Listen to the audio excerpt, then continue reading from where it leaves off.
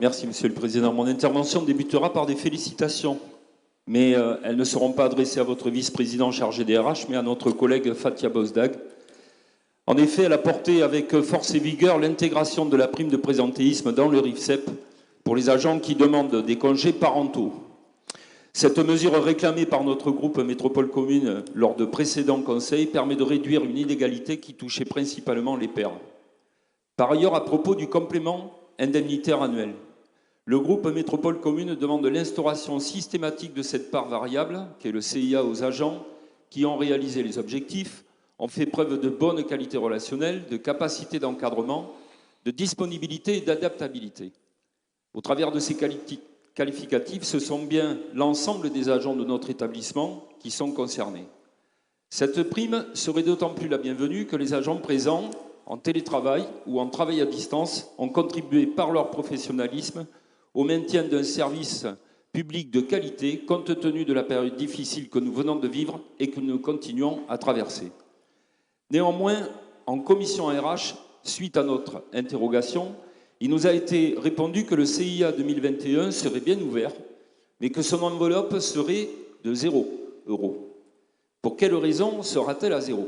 Voici un début de réponse. Certaines personnes en ont bénéficié l'an dernier sur le principe voté en 2018. À partir d'aujourd'hui, ces mêmes personnes ne devraient plus percevoir ce CIA puisque vous proposez au vote une enveloppe à 0 €. Pour ne pas faire perdre le montant perçu annuellement, vous avez donc décidé de leur octroyer ce même complément mensuellement à partir de cette année en l'intégrant dans l'IFSE. Or, cette nouvelle décision n'est pas conforme aux principes cumulatifs du CIA que sont la variabilité et la non-systématisation de cette prime.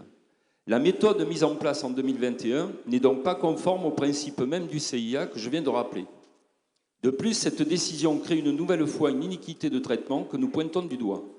Gageons que nous ne serons pas les seuls, puisque certains élus de votre majorité s'étaient en 2018 soit abstenus, soit avaient voté contre. Nous avons donc un vice-président à géométrie variable en fonction de ses mandats. Là, il accorde le CIA, là-bas, il ne l'accorde pas à tout le monde, et ici, il l'accorde, mais à 0. Ne jouons pas avec la rémunération des agents. Ils doivent rester au centre de nos préoccupations, car ils sont au quotidien au service de toutes les communes et de leurs habitants. Pour conclure, pouvez-vous nous confirmer que cette enveloppe sera bien à 0 cette année?